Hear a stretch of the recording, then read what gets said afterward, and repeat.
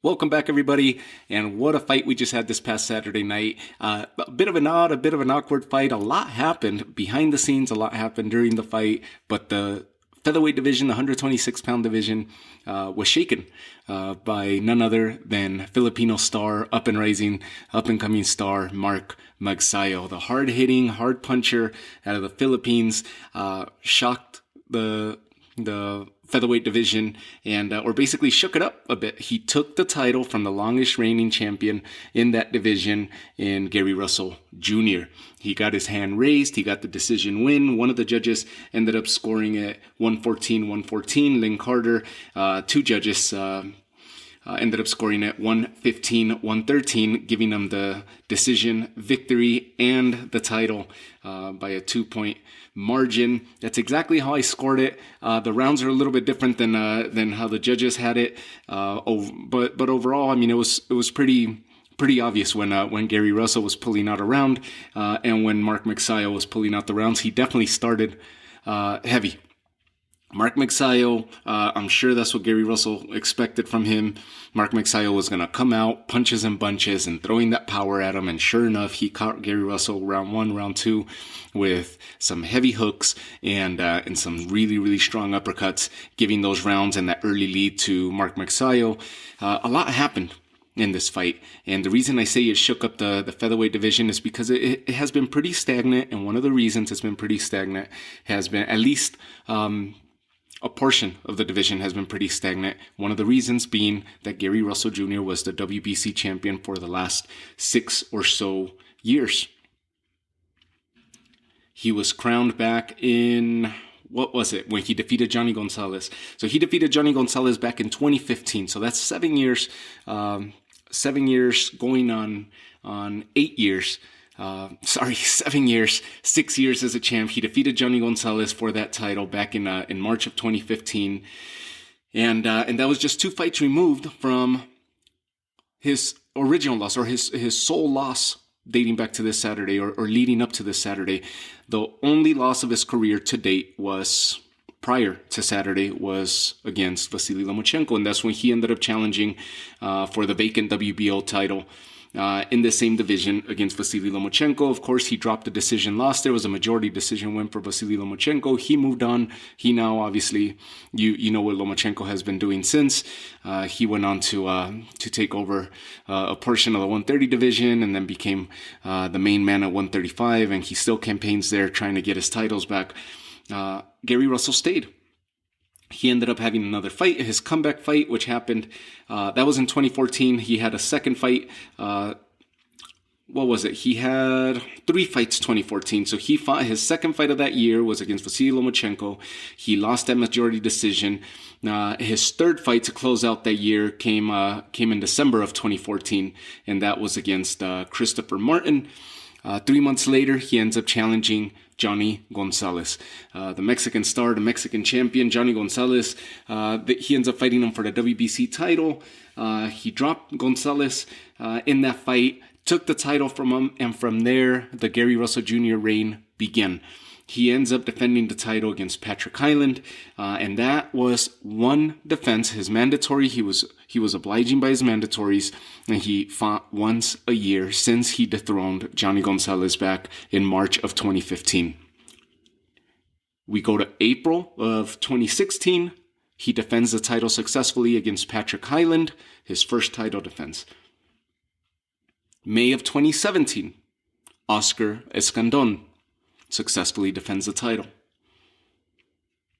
May of 2018, he fights Jojo Diaz, successfully defends his title against then undefeated Jojo Diaz.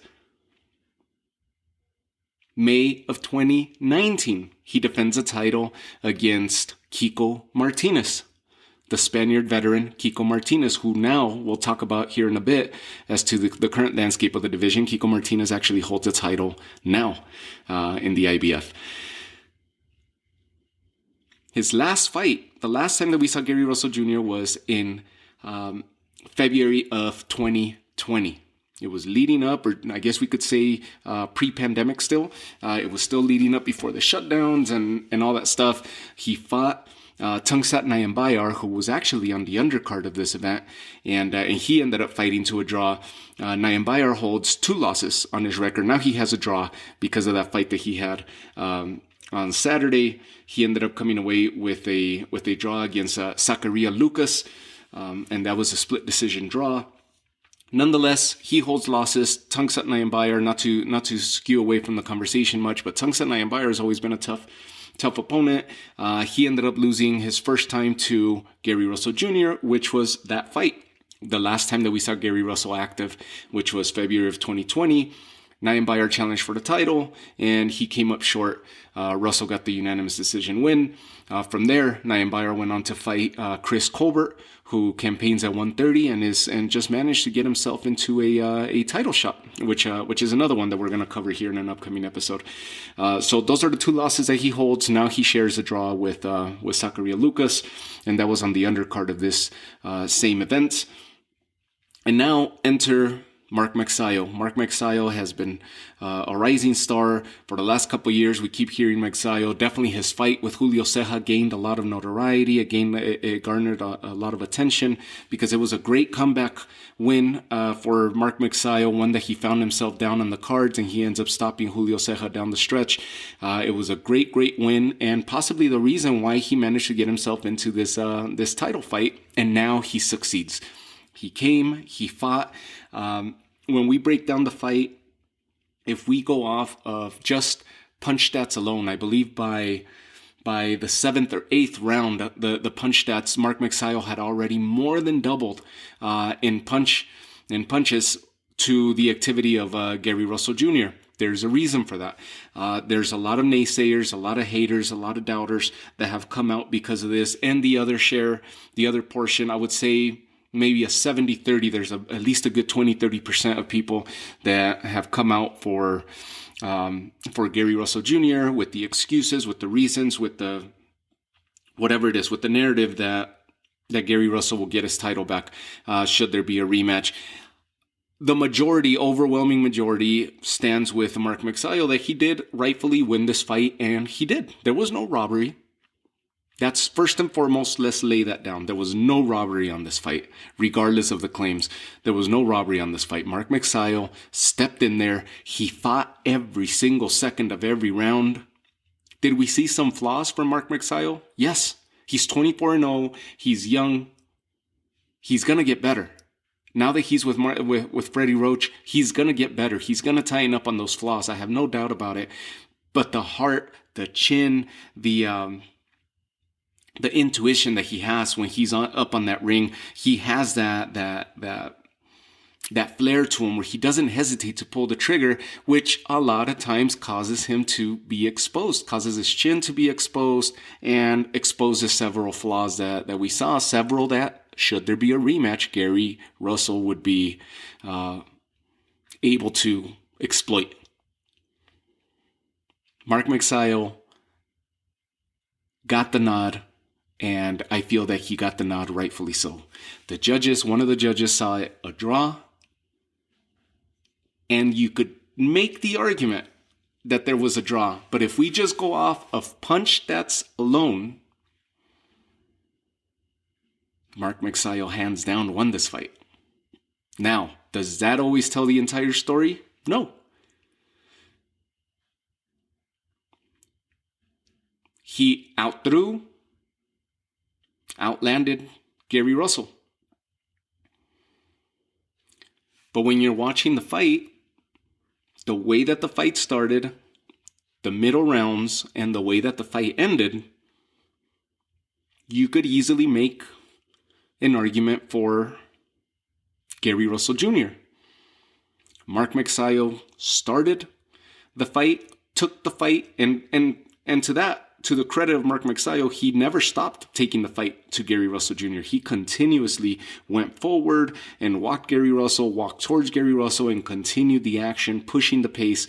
Gary Russell became more of a defensive fighter, which tends to be the case when the fighters get a little bit older and their faculties start diminishing a bit. Usually the boxers resort to being more defensive than offensive, as they would have been when they were in their younger years. Who knows what the issue was, but there's several issues that we could pick apart and why people, and we're going to touch on those, and why people are making excuses for the loss that Gary Russell suffered this past Saturday. And we'll get right into it. Based on punch stats, based on activity, Mark Magsayo deserved the win. Based on what we saw in the ring, the 2-point decision win that 2 judges gave Mark Magsayo over Gary Russell, it was that tight of a fight for someone to score a draw, which was Lynn Carter's scorecard 114-114. She was basically undecided. As she scored, this is not a decision that she made at the end, but as she's scoring the rounds, it ended up adding up to a draw because she saw Gary Russell actually winning several rounds down the stretch with one hand, and that's being one of the reasons. The other judges ended up having a 2-way swing, and you could easily, and as did I, and I'll post the scorecard again like I've been doing for all the last fights.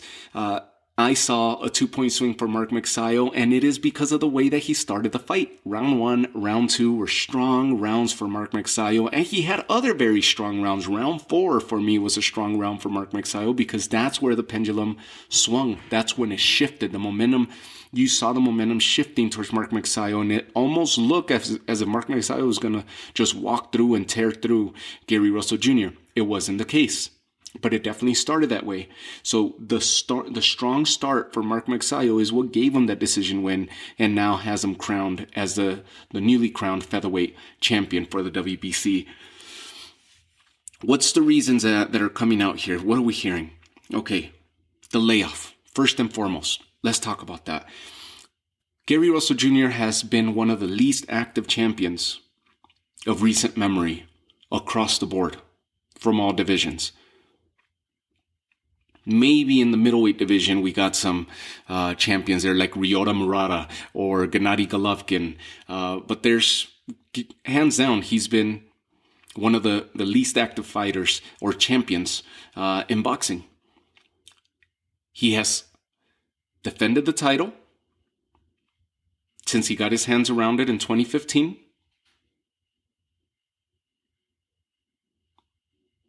Defended it 5 times. This was his 6th defense, and he dropped the title.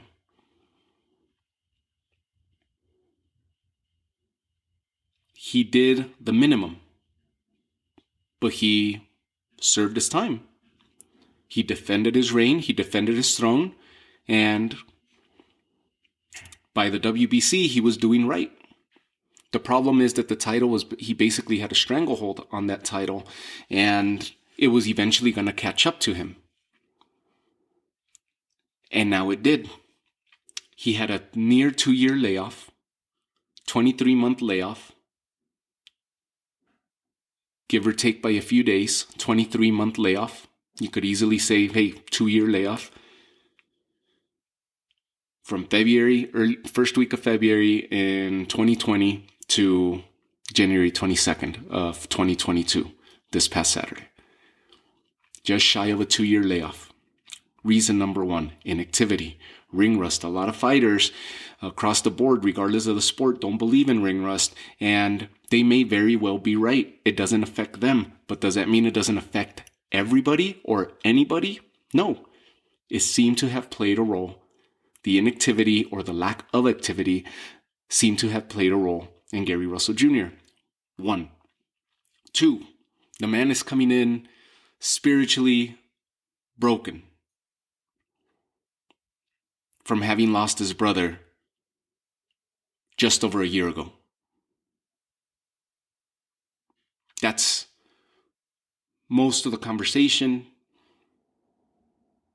during his interviews. Hands down, that was something that was coming up over and over and over. The man's fighting with a heavy heart, training with a heavy heart. That was reason number 2. That continues to be playing part of the narrative. Reason number 3, mentally drained, not just from the loss of his brother, but the medical complications that his father has been going through and experiencing, leading to his father being amputated, his father being his lead trainer for him and his brothers. They all work together. So Gary Russell very openly said, hey, no excuses. I've been preparing myself. Regardless of what my dad's going through, it's been hard, blah, blah, blah. But my brothers and I have been training. We never leave the gym. We're always active. Yes, but we know this. We've seen this story before. And fighters, if you've ever trained before, you know, in any capacity, even if you played sports or I guess in any capacity, when you think about it, unless you have somebody over your shoulder picking at you on your flaws, picking or pointing out certain things that you could improve on, so forth, you're always going to tend to go with the comfort zone and continue to improve and build on your comfort and the stuff that you do well, and leave the uncomfortable alone. And I'll get to it, and I'll get to it, and I'll get to it. So if you're always in your comfort zone, I'm not saying this is a case with Gary Russell, but it seems kind of evident based on what happened and what we saw. Gary Russell being the professional, the veteran that he is, in his head, why would he think otherwise, that he's going to lose? Based on how experienced he is and the people that he's seen in the ring and that he's been across the ring from, he could easily, in his head, I could easily see the narrative of, I'll figure it out. I'll figure it out when I'm in there. This guy's up and coming. He's got nothing that impresses me. I'll figure it out. If it gets tough, I'll pull it out one way or another, which he started doing in the fight. As a matter of fact, that's where his ring generalship and his veteran status came out. His experience played a huge role down the stretch of this fight.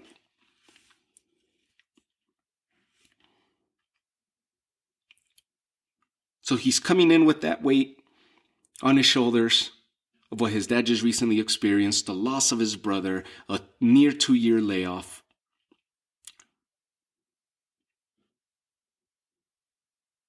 And then the claims of an injury. The injury was undisclosed. Enter round 4 of the fight. Mark Magsayo lands a nasty hook. A power hook to what seemed to have grazed the shoulder, the right shoulder area and bicep area of Gary Russell. Gary Russell immediately shows agony, immediately reacted to that. Dropped his right shoulder, stepped back towards the ropes. Magsayo closed the distance. The commentators immediately pointed out, oh, Gary Russell's hurt. And he pulled out the round and fought the rest of the way. Was that the lingering injury that he had had? After the fight, Gary Russell disclosed it, that he's been dealing with that for years. He had tendon damage, ligament and tendon damage that he's been dealing with, that he ended up strengthening and dealing with himself rather than opting for surgery. And it's something that he's been dealing with for a while.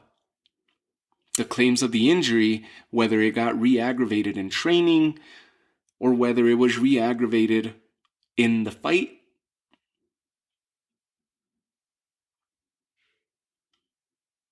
is the last of the narratives that is being brought up that played a role in why Gary Russell was dethroned this past Saturday. Or these all excuses, people making excuses, people making this, people making that. We saw it when Teofimo dropped the titles to George Kambosos. A lot of people made the case that it could have been a draw. It was that tight of a fight between Kambosos and Lopez. A lot of people thought that Kambosos won. A lot of people thought Teofimo won.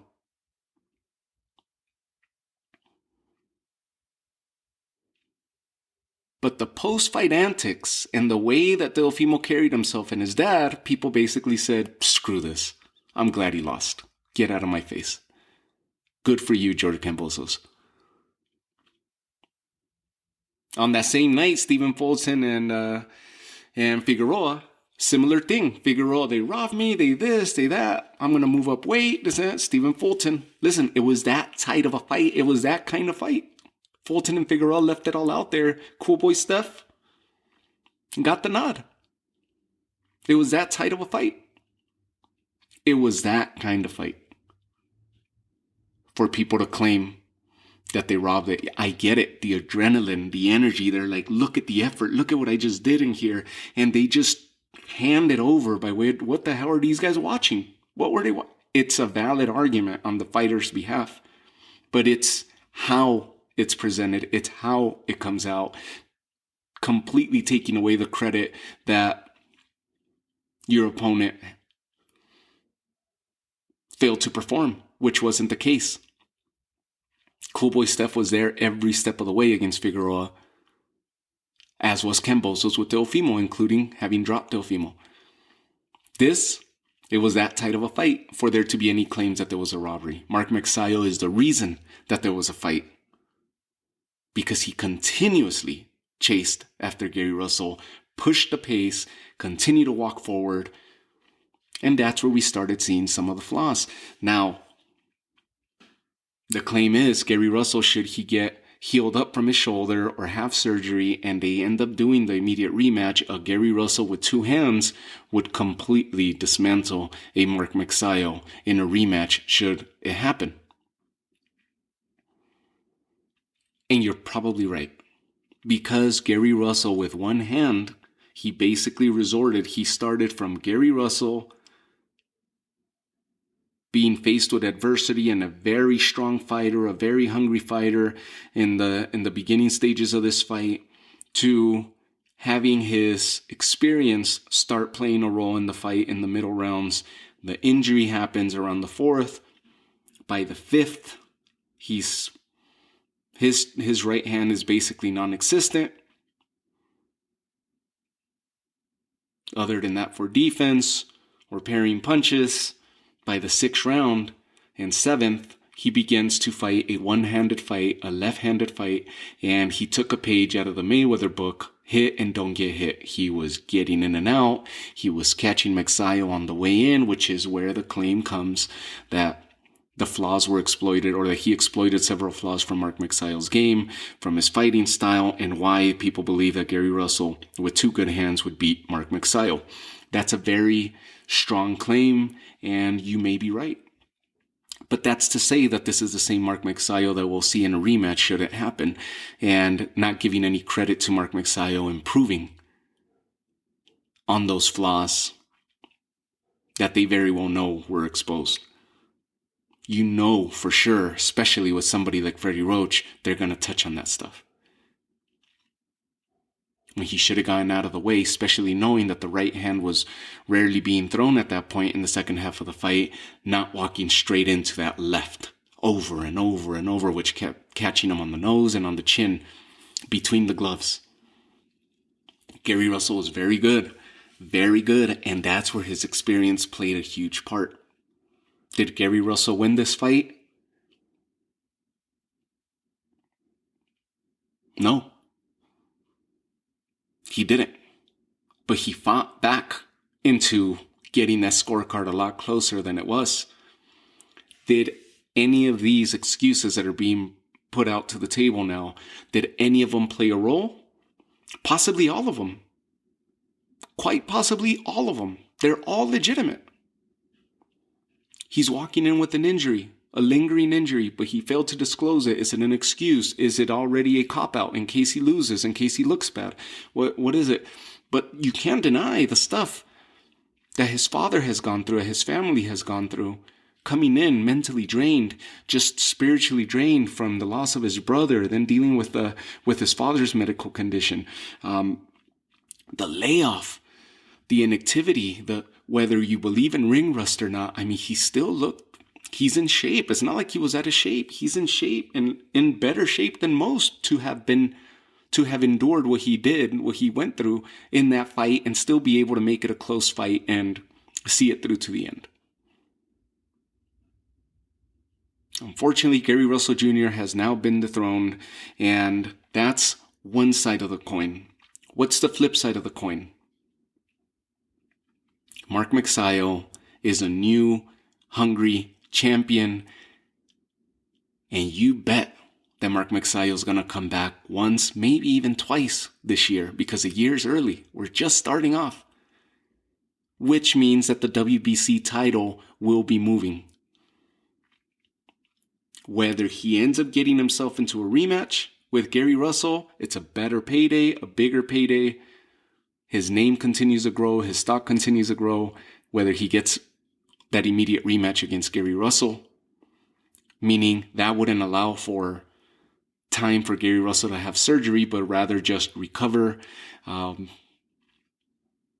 the most, some extensive therapy, and get right back into camp and have this rematch late spring or early summer. 1. 2, he could easily seek a unification bout with the only champion in that division who does not have a scheduled fight date yet, and that being Emmanuel Navarrete. He's the only one that doesn't have a return date yet.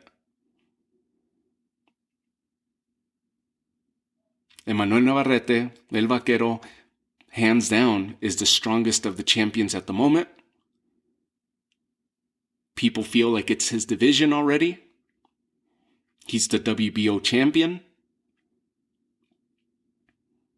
But there's other good champions. Everybody else is scheduled to fight already, except for Emmanuel Navarrete. Mark Magsayo, scenario 1, immediate rematch with Gary Russell. His stock continues to rise. Should he beat Gary Russell Jr.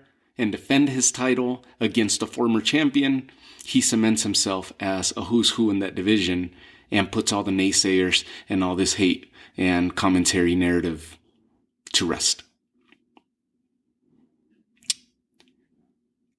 Scenario 2, he starts seeking a unification bout, and the one that would make sense right now would be against Emmanuel Navarrete.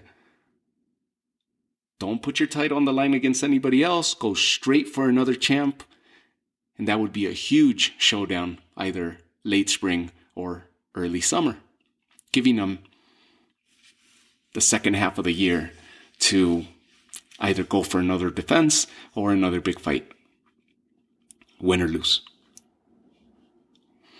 That would be bombs away, him and Navarrete. WBO, WBC titles on the line. That's huge. Scenario 3, he could sit and watch until the other champions go through their fights and then decide whether he wants to unify against one of the other champions instead of jumping right into the muddy waters or shark waters in that of Navarrete. He could easily just wait and see, because most of these other fights are coming up here in the next weeks, in the next few weeks, in the next couple months. Emmanuel Navarrete, to date, does not have an opponent or a return date. The last time that we saw him was in his title defense against Joet Gonzalez, in which Joet Gonzalez gave one of the most valiant performances that I've seen in recent memory.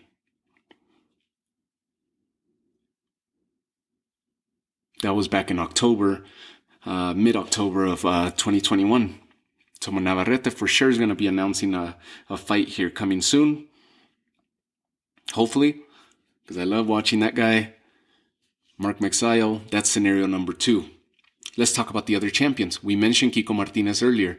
He challenged Gary Russell a few years back for the WBC crown. Came up short, was outpointed, outboxed, out everything by Gary Russell. Kiko Martinez, the veteran Spaniard fighter,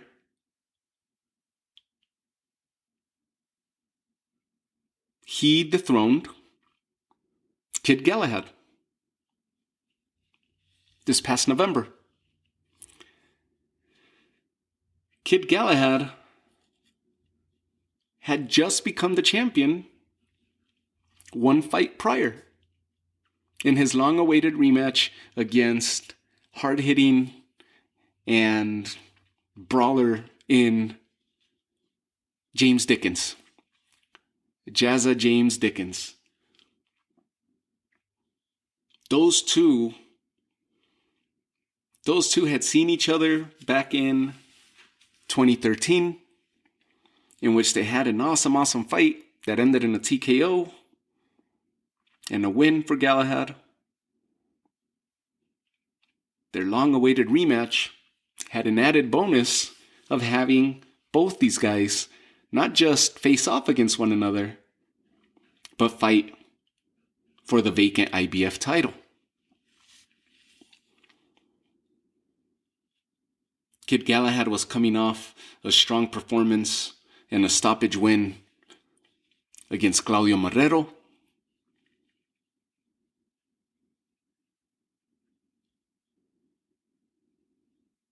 And he gets into the ring against James Dickens last August. The fight is stopped. Another exciting fight between these two. Kid Galahad walked away with the IBF title. A lot of people wondered how Kiko Martinez managed to get himself into a title shot. A lot of people thought Josh Warrington was going to get that title shot against Kid Galahad. Josh Warrington, that had beat Kid Galahad before. Josh Warrington was the last champion before Galahad got his hands around this IBF title. If you remember, Warrington defended this IBF crown against Kid Galahad back in 2019. And Warrington walked into the fight. He walked into 2020. It was at the beginning of last year, 2021. He ends up walking into the year trying to get a fight going against the Chinese boxer Zhu Kan, and the IBF refused to sanction that fight. This is after Josh Warrington had defended the title 3 times. He beat Lee Selby, and from there he went on to defend against Carl Frampton. He went on to defend against Kid Galahad and Sofiane Takut. He tries to get a fight going against the Chinese boxing star Zhu Kan, and the IBF refuses to sanction that fight, eventually leading to Josh Warrington being stripped of the title, vacates the title, and the title stayed open. Enter Kid Galahad and James Dickens. Josh Warrington's career took him to fight Mauricio Lara, what ended up being a loss. He got stopped by Mauricio Lara in what was an amazing fight, and that was in February of 2021. Then the rematch happened in September, just around the time that Kid Galahad got his hands around, just after the time that Kid Galahad got his hands around the title. He had that awesome rematch against Mauricio Lara, which ended up in a technical decision draw due to the cut that Lara suffered in the second round. So those two are probably going to get on it, get that trilogy going, Lara and Warrington, because they have not disappointed. One ended in the ninth. The first one ended in the ninth with Lara getting his hand raised, and the second ends up in a technical draw where Lara suffers the cut. So those guys are going for the trilogy at some point down the line. But that's how the IBF became available. Kid Galahad got his hands around it by beating Jazza Dickens in a great fight. And then on his first title defense, he ends up relinquishing the title to Kiko Martinez, a fight that Galahad was winning hands down, outpointing, outboxing, outclassing Kiko Martinez. But the veteran managed to close the gap, get on the inside, and land his bombs. And he dropped Galahad in nasty fashion. Go watch that fight if you missed it. He knocked him out in nasty fashion and took the title from Kid Galahad. Galahad, the recently crowned champion, unable to defend the title, relinquishes it to Kiko Martinez, and Kiko Martinez is a rightful IBF champ. So now we have Mark Magsayo, who dethrones Gary Russell Jr., and is the most recent of the champions being crowned of the title, changing hands here in the featherweight division. You have Emmanuel Navarrete, who has a stranglehold of the WBO title and is active. Magsayo dethrones the longest reigning champion in that division in Gary Russell. So we got Navarrete, WBO, Magsayo, WBC. We have Kiko Martinez, IBF. And why I was saying that Magsayo has his options open: scenario 1, getting into the rematch with Gary Russell, immediate rematch with Gary Russell. Scenario 2, immediately seeking a unification against Navarrete, who's the only one of the champions who doesn't have a scheduled fight right now.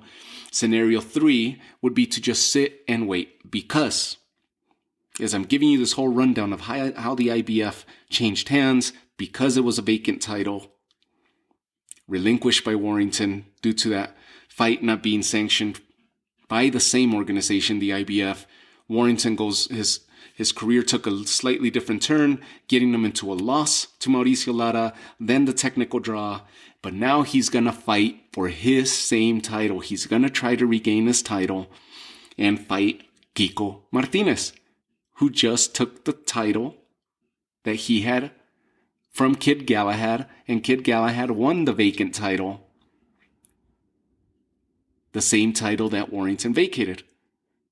Galahad got his hands around it, unable to defend it. Kiko Martinez dethrones Galahad, and now Kiko Martinez is going to be facing Josh Warrington come March 26th. Warrington, this is going to be a full swing of things that he'll be able to get his everything basically in the circle, full circle for Josh Warrington, and he has a chance to get his hands around this title once again, the title that he successfully defended 3 times. Against good opposition as well. So good for Kiko Martinez, immediately getting back in the ring and putting that title on the line, and not against anybody, not just anybody that's going to be across the ring from him, but the former champion that was that held this title. So good for Kiko Martinez. That's going to be an exciting fight. That's March 26th. Who remains? The WBA. Now, the WBA, we have Leo Santa Cruz, who's going to be fighting on the undercard of the Keith Thurman Mario Barrios pay-per-view. He's going to be fighting the nephew of an Arizona legend in Michael Carbajal. He's going to be fighting his nephew Keenan Carbajal, who steps into the ring with a 23-2-1 record. That fight is going to be it's going to be an entertaining fight. It's going to be the co-main event to that pay-per-view against Keenan Carbajal. Keenan Carbajal, if you haven't watched this fight, he usually fights smaller shows, smaller cards. He's 23-2-1 with 15 knockouts. One of his 2 losses, he was actually stopped. So that's going to be a fight that will get Leo Santa Cruz back into the swing of things, because he's been inactive as well since his nasty knockout loss to Gervonta Davis, which happened towards the end of 2020. He completely took the year off, and now he's back early in 2022, hoping that he gets some more activity under his wing.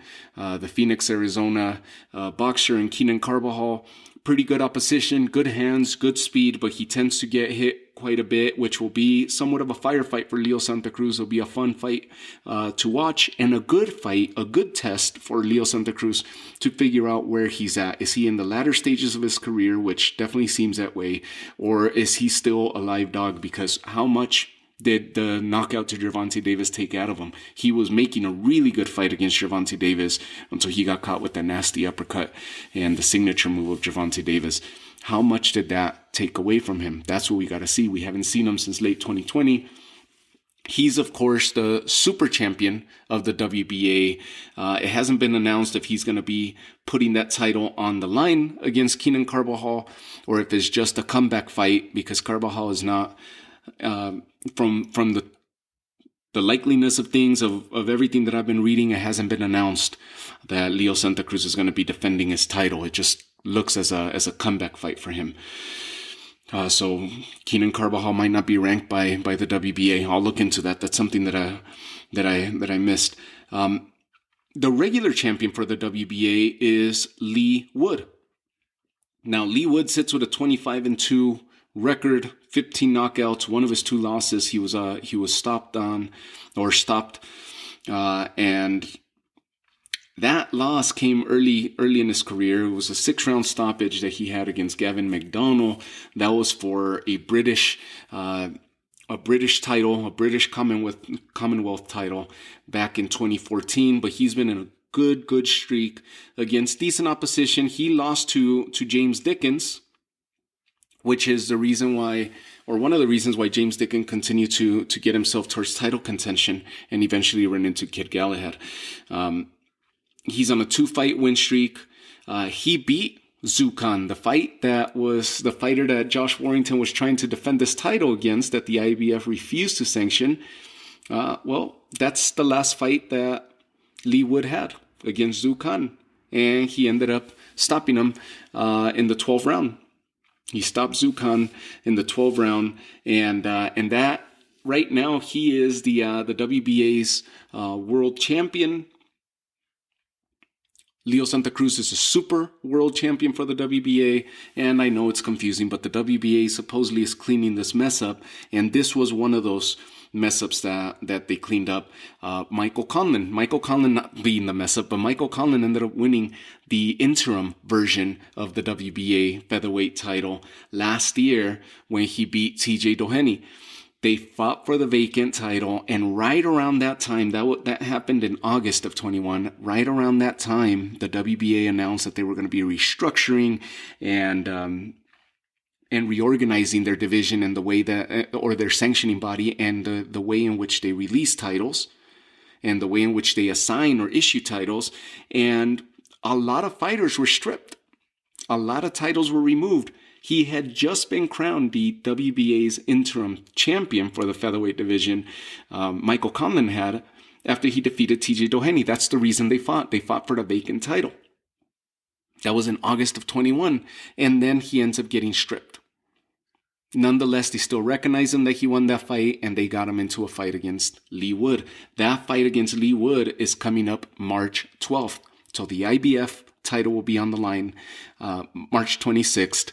March 12th, the regular version of the WBA title, or the world version of the WBA title, will be on the line. Lee Wood defending it against Michael Conlan. The super version of the WBA title, unknown at the moment whether Leo Santa Cruz in a fight will be sanctioned with Keenan Carvajal for the super version of the title. If it is, then all three of those titles will be on the line. And the most recent, of course, is the reason of this episode, the title that just changed hands, the WBC title that Gary Russell Jr., for a long time, for years, he was reigning supreme in the WBC and in the featherweight division. The longest reigning champion was dethroned this past Saturday by the new champion, Mark Magsayo. So he could sit back and watch, which is scenario 3 for him. Sit back and watch how all these fights play out, see how it all looks, and if he doesn't immediately honor the rematch with Gary Russell, if he doesn't seek a unification with Emmanuel Navarrete,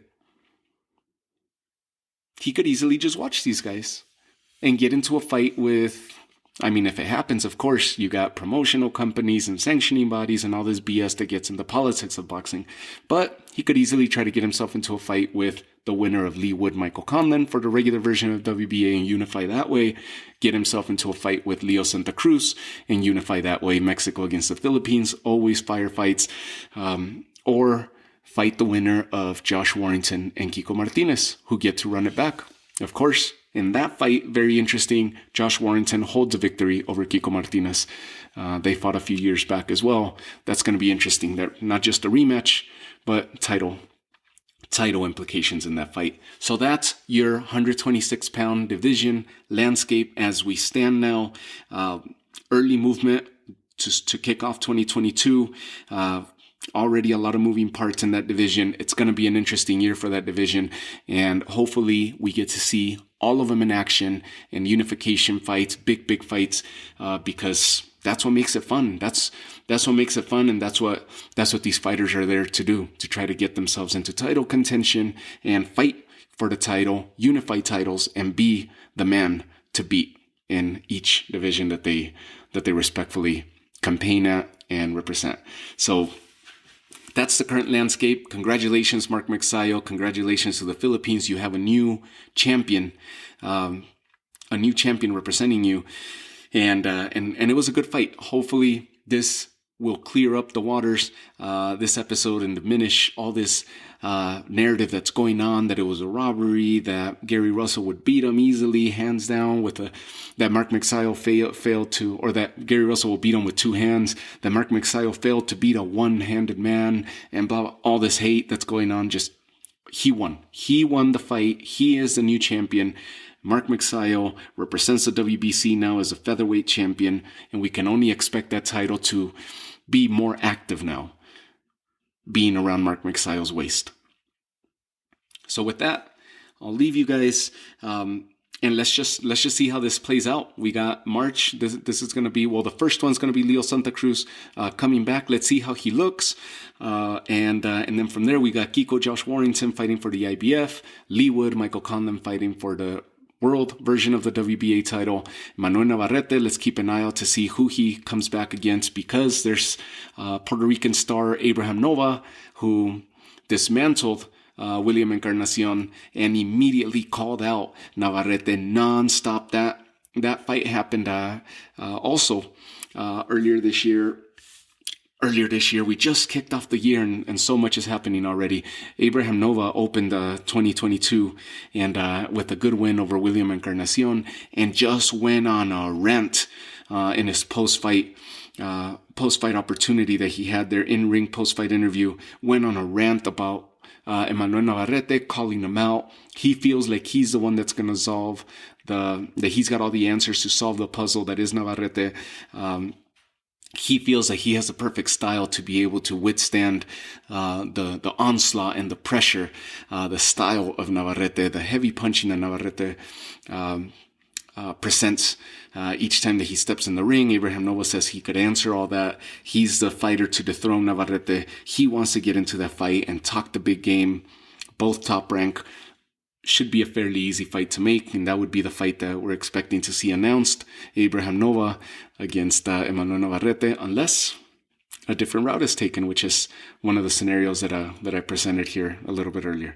So thank you guys again for tuning in. It's good to be back, and this is going to be a fun year for boxing. Take care of yourselves, and I'll catch you all on the next episode.